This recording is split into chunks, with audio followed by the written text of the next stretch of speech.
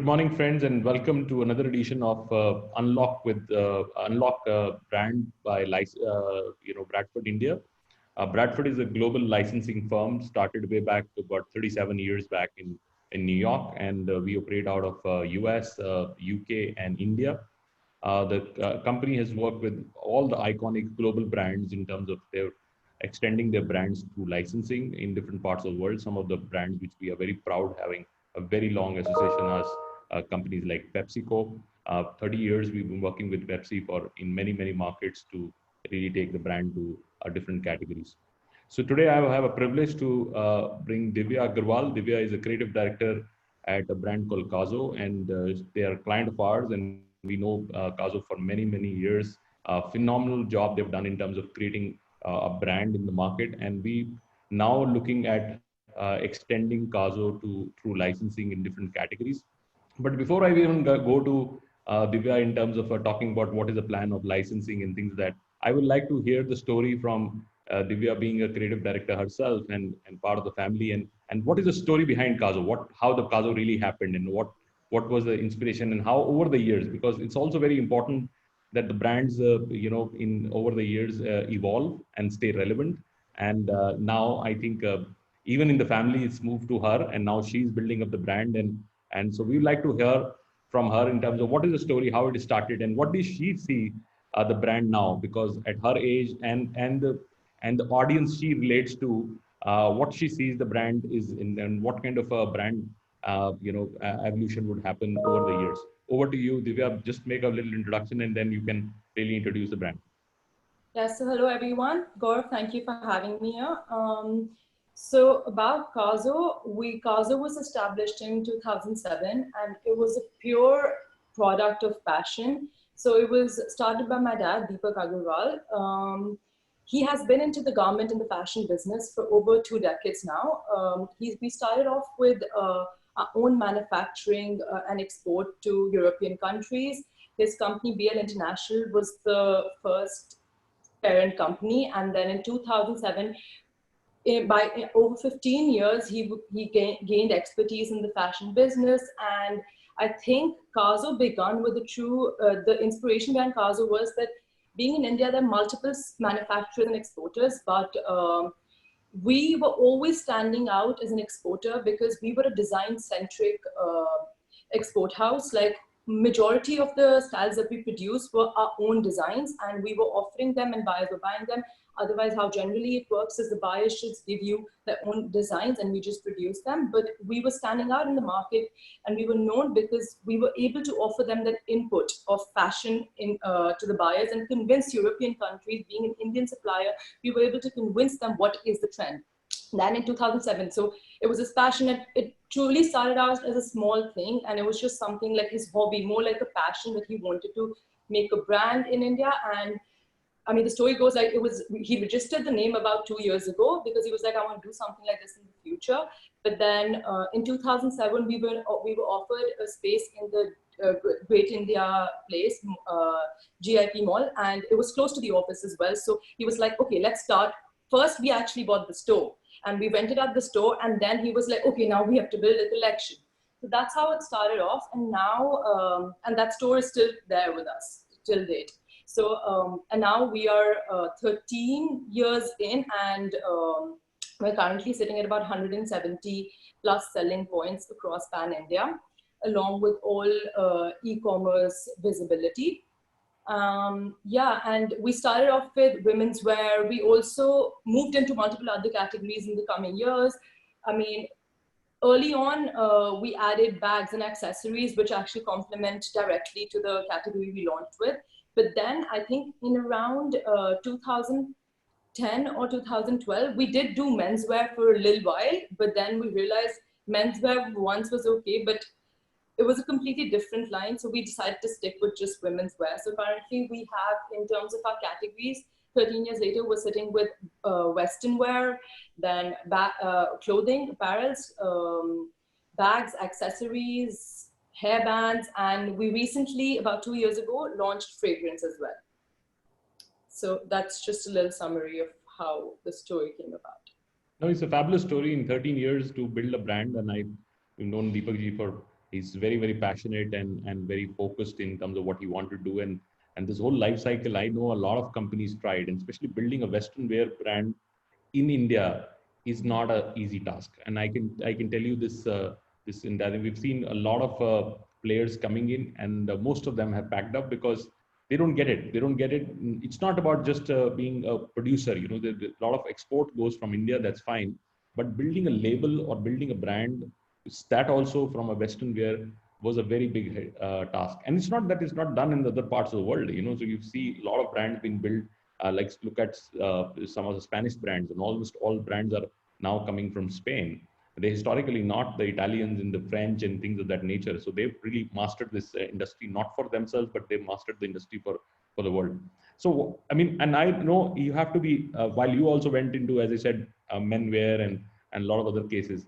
So if you have to really look at now, where is your laser focused target group? You know, what is the target group? What age group you really think through Kazos is stands for, and what kind of a, and how you want to even change it, because 13 is a long journey in that sense. But if you want to really go out and say in next 4 or 5 years I would like to be very honest about this category, and this would be my category, and this is what is happening to the fashion in the world worldwide, people becoming even more tighter in terms of their offering. I'm not talking about the large formats ones, but especially on the small format labels which they run, they're becoming even more tighter in terms of their own. They're becoming very, very sharp in terms of their audience, and they're becoming more relevant to that audience. So what is your audience? What do you really want to see Kazo at as a brand? We would say it would be the age group would go about from 25 to currently where we're sitting at is 25 to about 40.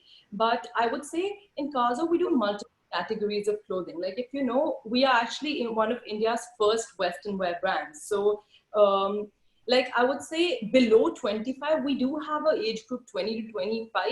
They engage more with our party wear collection, although for our general collection 25 to 40, I mean how we see the trend and the shopping trends and the age group that are shopping with us, we see the party wear collection is still more it's still more of a value to the younger people. But like of course like our general casual collection is still something, because we do try to add value to it, so the price becomes sometimes a little more for the younger audience, because they could easily find cheaper options on, with the growth of e-commerce they can find cheaper options easily, but they still come to us for the party wear. Although we are targeting in the next few years, we do want to increase our age customer base. Like we want to start from 20, and especially now with Disney licensing being on board with us, that has truly helped us increase the age group of our audience. But it's going to be working professionals. I mean, recently working professionals target base has increased with us because we are focusing on workwear collection as well.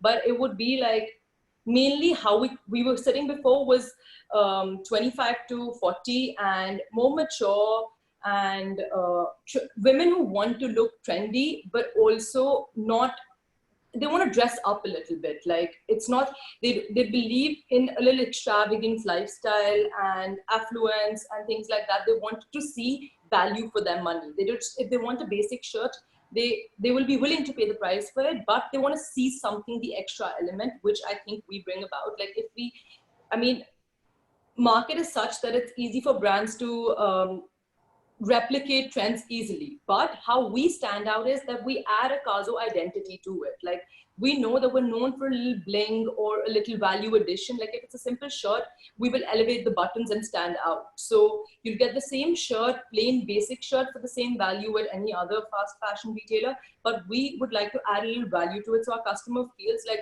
what they're paying for, it's worth it, basically.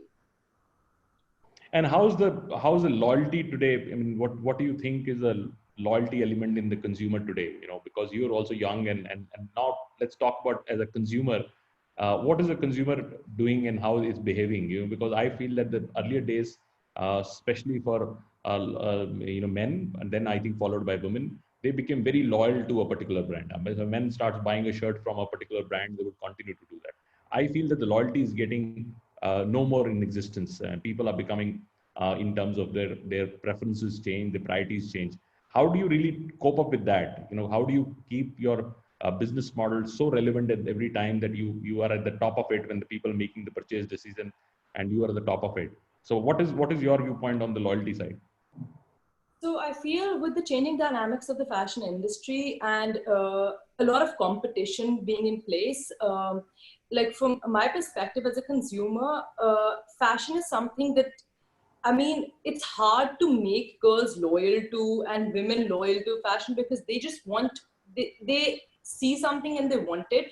But in regards to Kazo's case, we have actually been able, we've been quite successful in retaining a good loyal customer base. We actually have a loyalty program in place with point system and discounting and things like that. So we see a lot of, like, even on online on our portals, like we have a good 60% of the customer that was as a returning customer. And again, with loyalty, we see we have a database of over 3-4 lakh people that that have joined our loyalty program, and about 70% of the people who are with us are active. They're not the silent customers. So we do see a big retention because I feel in the market, the value at which we sell our product, like especially the party wear product, people want, they know, like in terms of if we see fast fashion retailers, they have a season for party wear and that dressed up clothing. But we like to have that ranged all year round. So they know at, like party wear is usually known to be dominant in the market as a trend during the festive season, like the Diwali time, Christmas, New Year time. But we like to offer our customer, like we know what they come to us for, and we try to bring that offering with the keeping the season and the trends in mind. We try to make that part of the collection relevant all throughout the year. So we know that they will come back to us. Like, I mean, I've heard people say that, okay, if we have to go to a party, okay, my first choice will be, let's go check it out at Kazo. They must have something for sure. So we, of course, I mean, that's not our only core focus category, but we like to make that relevant throughout the year. I think that's how we retain our customer base. And if we, of course, offer them the consistency in the pricing, the quality, and the design, we are in sync with all the latest and changing trends in the fashion industry. Sure. So it's very helpful, and now I'll take up your opinion in terms of and now talk more about from your own perspective. Don't talk from a Deepak ji's perspective and Kazu's perspective. And if you want to really take some risk in the brand, So, and I always feel that as a creative director, there is always things which what would you say would or always have worked for us. Let's do only this what works. And on the other side, you're saying that, look, let me go out and create some risk, right? And take some risk for the brand and a perspective. And I've always realized that the brands which have really gone out and created their own cult, their own following, their own experiments, and they sometimes experiment have not worked for them, and rather a nice book called Tipping Point, which talks about hush puppies when they're closing down and they experimented with something and the brand changed and the brand revived. So you get that call, and what is that call for you? If you really have to take that, like you said, this party wear, I think that's a big element because you're a all year party wear. While it looks like a risk because a lot of people don't play that because it can have a lot of dead stock in this. A lot of designs might not work or float or things of that nature. So you have, and if you go staple classic, you always have fast product becomes fast moving, it moves faster. But when you are a company which is led by a strong design capability and you're led by a lot of styling, a lot of trends, what kind of a risk you are happy to take at this stage, and how do you balance between what I call the kind of the brand trends which you have already seen and the risk which you would like to forecast for the next 2 to 3 years? I mean, if you talk about in terms of clothing, if I've got your question right, I mean, I think the risk when we're making a collection, with the entire collection is not just focused on trends. Like a huge chunk of it is focused because again, at the end of the day, we are a fast fashion brand, but we do see what our customer likes. If it's just focusing on what they have liked before and giving different versions of it, repeat orders, things like that, like our core category remains intact. Like if we're selling a certain types of we actually have this line of shirts, but knitted shirts, like stretchable knitted shirts. So that's something that's not our party wear collection, but that's something customers come to us again and again and often. And we've been doing that for over past 3-4 years. So we keep a part of our line consistent. And of course, with the changing trends and all the collection that we focus on the new trends, it's always a risk.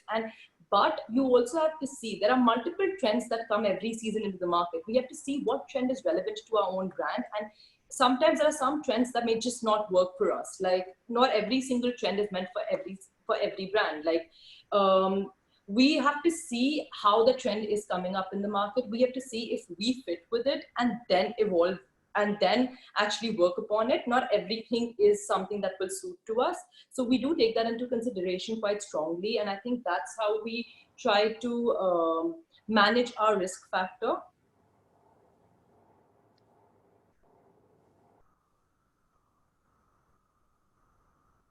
Hello? Yeah, I think we lost you in between, a little bit of internet. So you rightly said, and I just from our audience perspective, I will give this science. Any brand, when they do the collection, and especially in fashion, they have to divide into 4 parts. One is what I call the destination product. Like for Divya, the destination product was high styling, Western wear, essentially party wear and things of that nature. Or rather, party wear I will not take in the destination. Destination is being a Western wear brand. The second set is a specialty where you are better than any other brand available in the market. And this is where the differentiation really comes in. And a lot of people don't understand how do you really differentiate between, so destination can be many, destination can be a lot of other examples, but what is your specialty as a business? And then you further have 2 other things, which is seasonal and impulsive. Seasonal, which would mean that any season you will have some different offering, and impulsive, it means that you are in the store now, or you are on shopping site and you like something and you want to really buy that, that becomes very impulsive. So brands are juggling between these 4 things. How do you really create the destination product, specialty product, impulsive, and so now let's talk about licensing, because that's where our today's discussion is. So you are in between both sides. One side you are taking license yourself, which we would like to talk about your Disney story, why Disney, and I really like the collection, and we at Bradford also did a social media campaign for that, because we felt that this was very interesting from our industry to know. And let's talk about the being a licensee, what we're trying to do. And also now you're a licenser. You're now trying to take your own brand to the market and licensing in the different categories. And I genuinely feel that you are a great brand, has a huge amount of unlock value. And I always say that every brand which needs to license has to find 2 things. One, strong unlock value, which Kazo strongly has. And also there is an emotional connect. People have consumed you, they've used you, they've been part of the journey, and now they see the brand getting into multiple other categories. They would like perfume is that, or a fragrance is a big category for you, but maybe you would like to license a category like that. So let's start with first Disney story. Why Disney? Because your TG was at a different level, and I myself was surprised that why Disney at this stage, and who made the choice the first place? You made the choice.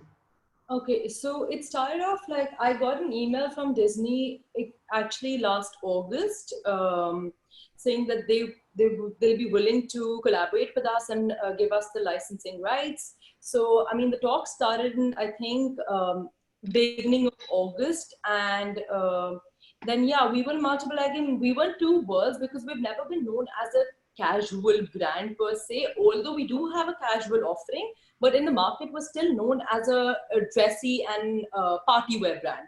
And when I joined in, that's a conception that I joined about 2 years ago.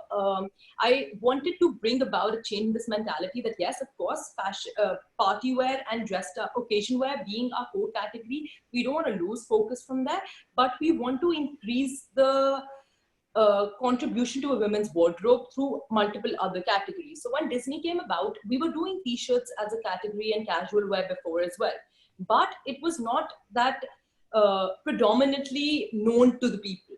So we thought Disney, and we had seen, I mean, of course, Disney can sometimes become too kiddish, but we were like, we have to think of a way and introduce this casual range, and Disney can be a good starting point to do that. So we finalized everything by late October, and then we started our license in December. And the take that we have taken on Disney is that we are sticking to we of course are giving some dressed up occasion wear indulgence in the Disney category too, but we have really focused on the casual t-shirt range. And with that range, we're trying to make the customers know the fact that we do also have casual wear. And in fact, Disney is doing really, really well for us. Like we have tried to make the styles look more And again, like we discussed before, we're trying to increase our audience base as well. Like we want to reach out to a little bit younger audience. This was the perfect time for the brand to be known to the younger audience. We have not, the pricing also, how it's worked for Disney has been really, like I think it's a value for money, like as compared to all the competitors in the market. It's in the same or lower, if I would say. So Disney has worked out really well, and I think it's getting for us to know, like we're getting to know the college going customer base a lot more, because that's something that excites them. And especially with the pandemic happening, loungewear and comfort wear has become a huge category. So we in fact launched Disney at the right time, because we do have a lot of comfort wear and loungewear through that category. So yeah, that's been our story with Disney thus far, and it's been going quite well. Yeah, sure. And I think it's a absolutely right thing you said. And I'll tell you that while it looks like that Disney is associated with essentially with the younger people, kids, and so on and so forth, but the truth is that some brands go beyond age, and Right. Disney and likes of them have actually gone and created a much more relevance in all target groups. So you would not be surprised if you even have a 45-year-old wearing a Disney and doing that and that thing. And you will see that change, because these are iconic. They create a lot of reference. They create and a lot of reassurance to not buy from a design centric viewpoint, but also from a quality, from a lot of other things.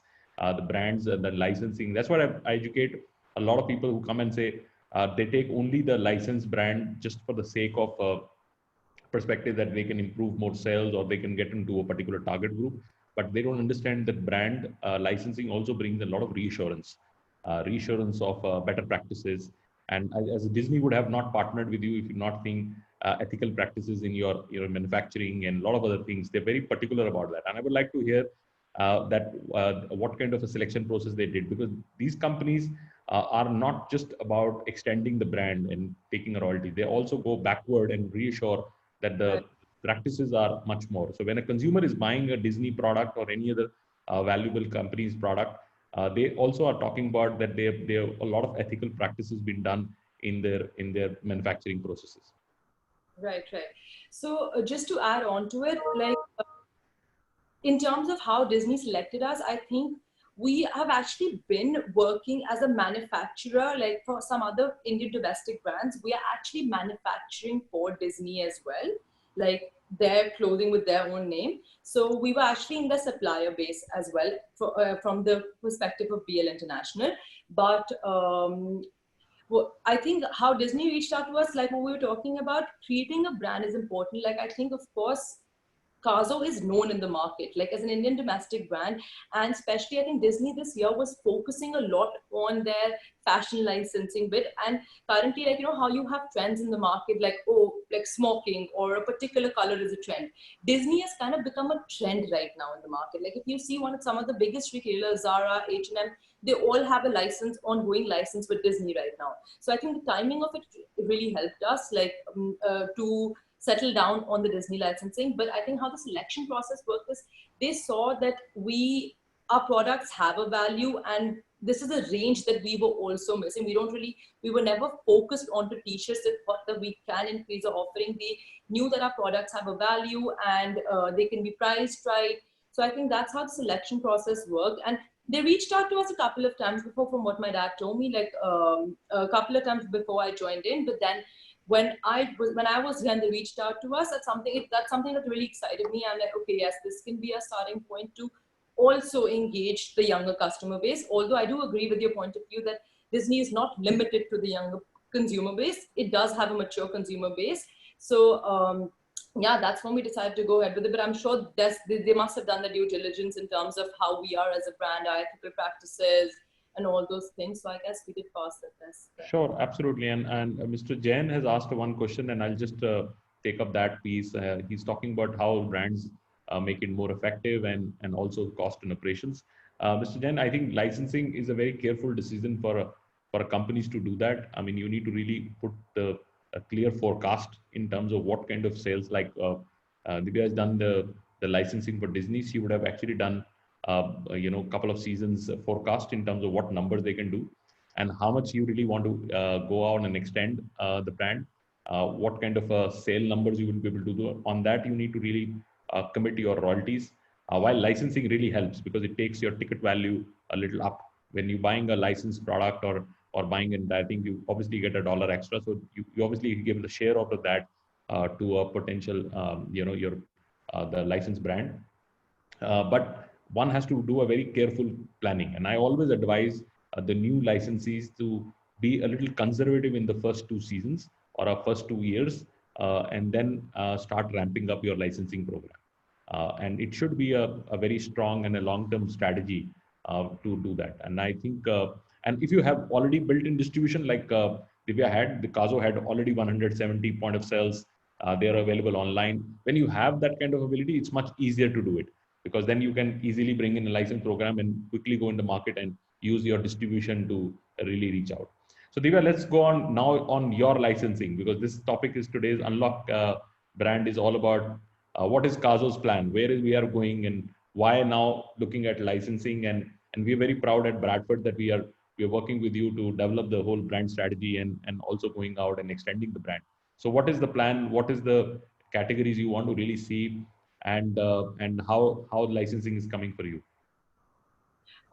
So I think initially when we started the discussion, the reason why we want to get into licensing is because I think we've successfully created that brand image where we have a loyal customer base and we have a recognition in the market that goes beyond just what we're offering. Like, I think when brands start up, it's not just about making a collection of it, but it's also about positioning yourself right in the market. And I think that's always been our forte, like especially for my dad and I, like that's something we really focus on, like in terms of everything that goes to build a brand, like from, for example, from photo shoots to the collaterals like shopping bags or even small things which a regular retailer may not focus on. That's something that we have always focused on very highly, like the labeling, the tagging, the branding that goes onto the garments, and all our photo shoots, how we put ourselves out there, basically how we present ourselves to the customer. That's been a very important thing for us, and I think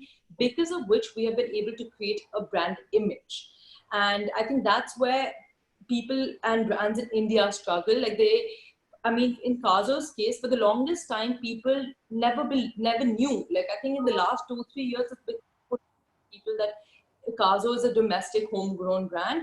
Although people always had the perception that we are a European brand. So I think that is something that has helped us gain that market position and the brand value.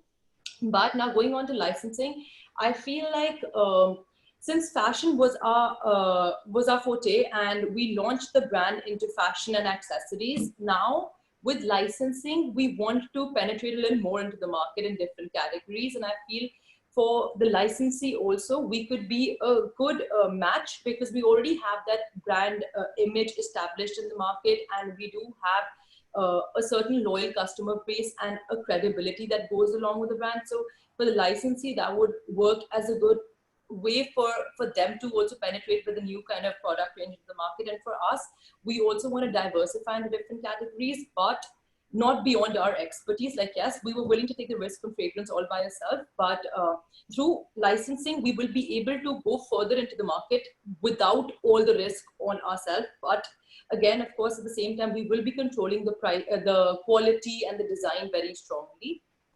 Yes.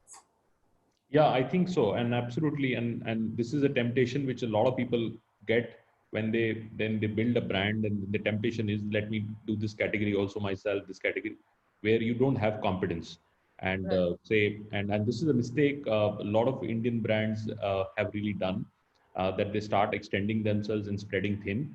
I always advise that don't do that, because this is not your category. Maybe you are great in fashion, but you're not good in leather bags and things like that. You're not good in fragrances. You're not good in shoes. You're not good in sunglasses. You never be, because it's eyewear is a very specialized and different category, and the equity of the brand is already been built. So see the equity of the brand which has been built, and if you are want to go to these categories and you clearly see that there is an audience which would relate to that, then licensing would become a great strategy. But it's equally bigger opportunity for the potential licensees. And I would like to put to our audience now, say if you are somebody who's already manufacturing something and you are good at it, but you have very difficult way of building a brand. I know it looks easy that 13 years they built Kazo, but the kind of effort, the energy, the losses, the early days anxieties, all that has passed to build what they have built, and now they're sitting on a brand and also a distribution. So if you get an opportunity to go and say, let me take the license of this company, and if I get the license, obviously you have the license for a longer period. You build the right brand and also use their distribution. Use the distribution. Say, for example, somebody comes in from eyewear. Today, all 170 point of sales can become your point of sales. Right. If you have any other category, this can also go in tracking. Like summer, deos are very big. Deodorants in India is become a category which is already running at about 150 million US. It's a very strong category. If you have that kind of a product, you can create a nice line, and this can go into 170 distribution points. But it also can go online, and people will start recognizing because this is a brand. So I feel that Kazo is a very, very strong licensing program, and it has ability to really reach out depending on which any particular categories, Divya, you have in mind which you would like to see coming in, and some of the strong categories, and then I would like to invite Vatsal also to take few questions. Sorry, can you just repeat your question? I'm saying some of the categories you would like to see Kazo extended to. I mean, any particular categories which you feel are very interesting for you? Footwear and beauty is something that we're definitely open to, because I feel since our customer base is already in women's wear, we want to go further and cover all the categories, directly related categories, which will also help increase the basket size and also give the women a complete end-to-end solution for dressing up, like beauty and with beauty and footwear. That would be a key focus. And kids wear is also something that we're looking at very strongly. And even activewear is something, although activewear we have thought about doing ourselves, since that is a part of apparel itself. But I think our prime focus would be kids wear, footwear, and beauty.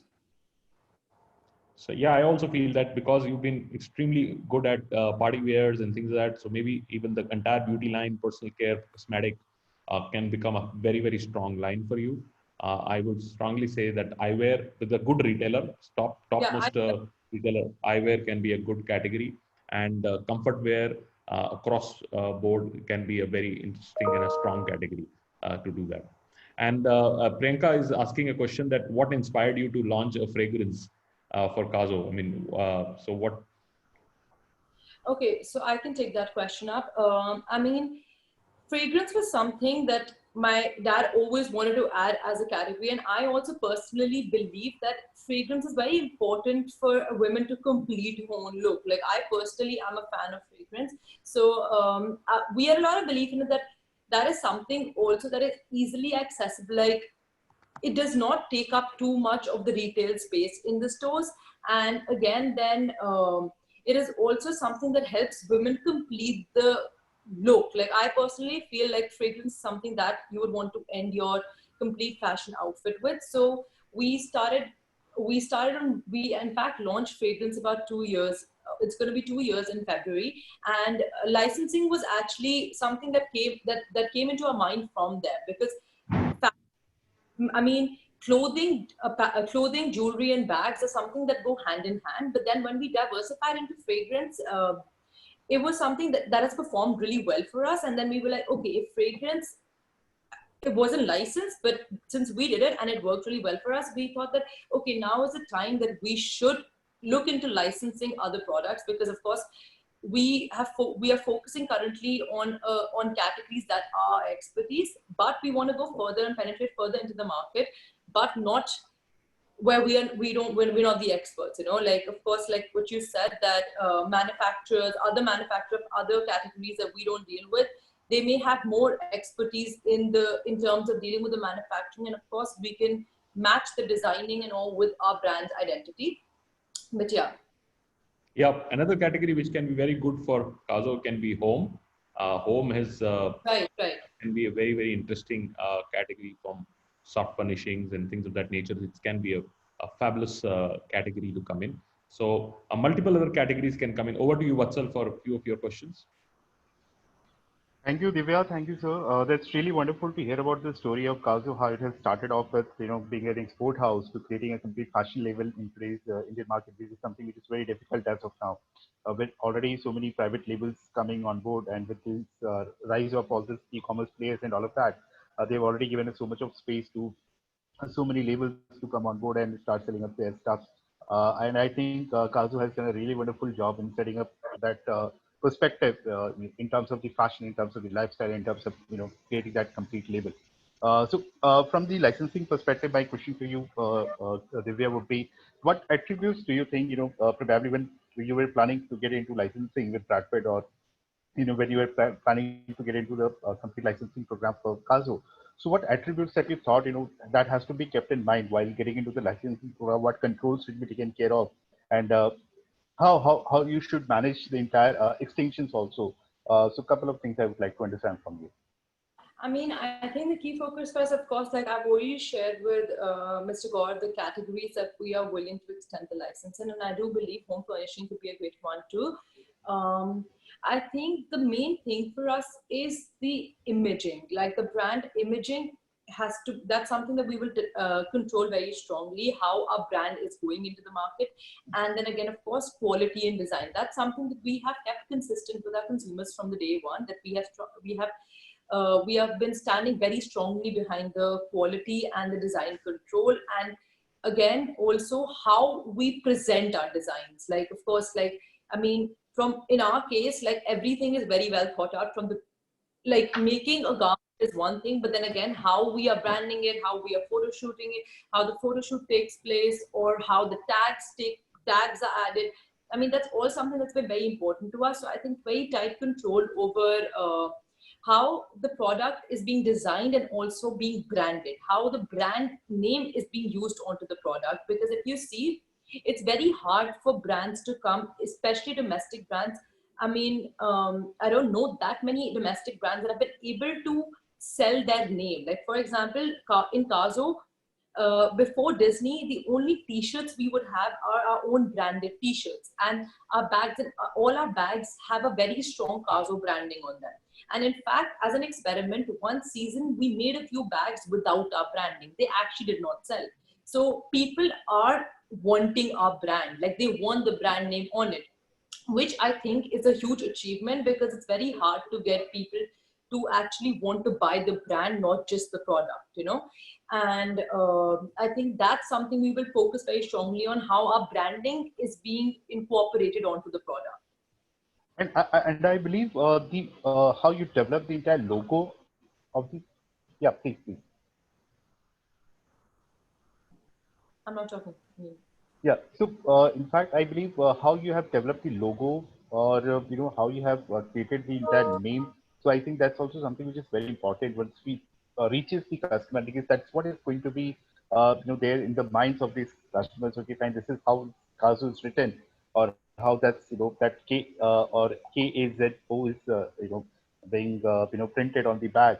So that's what keeps back of the mind of the customers, and that's something which is very important. As a licensee or as a brand, somebody should work on. So that is it. Another couple of things which I would like to understand: how do you see the market opportunity when it comes to Indian brands getting into licensing? Because I think till date we have been all practicing. All these international brands are coming into the Indian market, and they are doing a wonderful job. But we still believe that the brands, really wonderful brands are there. And what opportunities do you see from that perspective, Divya? From the Kazu's perspective, that what how we can take this in the licensing domain. I mean, how Indian brands can go further into that. I mean, see, especially fashion is a very expandable category. That fashion is something that if you see the consumption of fashion goods is extremely high in the market, and it's one of the highest sold categories. So I think Indian brands which are not already dealing in fashion, they find it easier to come into fashion because it's easily expandable and easily scalable. And with e-commerce coming into place, it also e-commerce and online platforms coming into place, it has made easier for brands to go into different categories. And I feel for India, like if you see a lot of, I mean, celebrities themselves are a brand, and they have you've seen a huge increase in the number of celebrities that are going into fashion licensing. Like, for example, Hrithik Roshan's True. into HRX, Salman Khan's Being Human. All of those brands, like if you see, they have in the past few years gained a huge market share through licensing. So I do believe that brands in India have a lot of scope to come into fashion licensing, particularly knowing how the market is changing, how the consumption is increasing by the day, and that's something that is affordable too. So yes, I do believe there's a lot of potential for domestic brands to engage in fashion licensing to help scale the brand, also increase their customer base. It's like a two-way street. I think, of course, the the licensee will get an already established brand to build a credibility on and a base, and also the licensor will be tapping into unattainable markets otherwise. Absolutely, and I can give you some very specific principle in terms of licensing it works, and which I think a lot of Indian brands miss out, and they don't understand the simplicity of how licensing programs should really run. So licensing essentially runs, especially on in a fashion industry, would run on three big pillars. So three big strong backgrounds. One is obviously the story itself. So how the story is flowing for the brand, and this is very important. People to understand that this is brands have life, and they have their own story, and they evolve, and they tell the stories. How the story is being told, and how what Kazo, if Kazo was a human, then what Kazo was doing, so, and that's how the story has to be done. Second, the creativity itself. Creativity is very important part of licensing, and I've realized that if you don't have creativity, and there is a flow, there is a kind of a evolution which continues to happen. And look at the examples of the Disneys and likes of them. I mean, they've not so much evolved in their characters and so on and so forth. They have still very simple foundation running in there, but it runs, and the creativity is so high that and they spend a lot of time in terms of that positioning. It's just about applying a brand or putting a logo or something like that. That's not important, and I think that's the least important part. Very, very least important part. If you see global brands, there is a much more bigger creativity behind it than just the implication of a brand. And it's actually, people understand that's much important to do that. And third is how consistent you are with your audience. Third is consistency. How do you really do it? So between these three things, the whole business would work. And how do you really build the story, and how do you build the creativity on this, and good examples. And I can tell you a lot of failures happened in licensing with these celebrities coming in the market. I mean, Amitabh Bachchan launched a fragrance, failed. Shah Rukh Khan launched a fragrance, failed. Why these are failures? Because I mean, Amitabh Bachchan is a great story. It's a great story, but no creativity. Right. And then there's no consistency on that, right? But Being Human was successful because Being Human was also a great story. It was a great story about being, nice to people, and being human, the whole idea about it. But I feel that the bigger part was the creativity and the consistency. Consistency was, Salman was always wearing this he was always carrying that. He was not like something which he was not belonging to. A lot of times we link these brands, and there is no belonging. Like Shah Rukh never used the fragrance. He really wanted to do that. There was a disconnection. It looks like more somebody who's been paid money to come and endorse something, but he never had belongingness of that. So people go in the life of a licensing program. If you don't have these three things really flowing in, it never works. So Vatsal, we have to take maybe one or two last questions from your side. One question, and then we can take Divya's viewpoint, and because we have to wrap up our. Sure. My last question for you, Divya, would be, with this rise of e-commerce platforms, how do you, find that difficulty, or what I would like to understand, what challenges do you think, as a brand or as a label, you find it when it comes to the fashion, or in terms of the designing elements, basically, because every single player is coming up with something new in the market. So how do you match up that? Because if I talk about the international markets, so international markets do have the season. India, we don't have as seasons actually. Okay, you have autumn, winter, you have spring, summer, but India it's 24/7 actually. So how do you match up that designing element with the brand, and how you have been able to make that successful journey over the period of years? I mean, your first question was in regards to e-commerce, right? And how Right. going with changing dynamics. e-commerce business. Exactly. I mean, for us, I think e-commerce with the introduction and the growing popularity of online platforms, it's been aiding us because we actually launched our online platforms about 3 years ago. We are available on almost all Myntra, Flipkart, Tata Kliga, Jio. We're available on all the fashion platforms along with our own website, which is now, especially after the pandemic, we have seen a huge rise and a huge spike. Retail is tough right now, but for us on online, we are seeing a huge growth. Like it's more than 400% growth for us on online.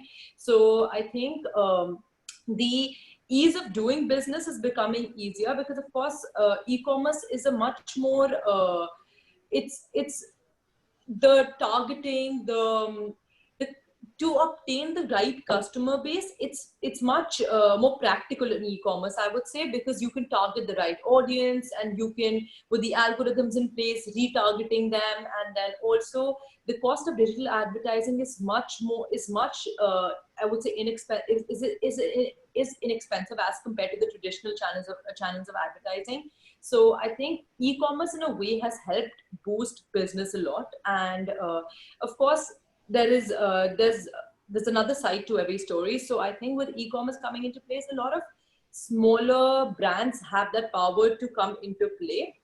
But since we established our brand image from being a brick and mortar setup in the first place, we were able to gain that credibility in terms of quality and design. And with e-commerce, of course, price is something that's super competitive. And we have not slipped down to come down to those prices. We have not slipped down in the quality and design. We're keeping all of those things consistent. And our main focus still lies on keeping the customer experience great overall, be it in brick and mortar setup or in online. So I think that's how we're navigating through this whole setup. And yeah, I think that's about it.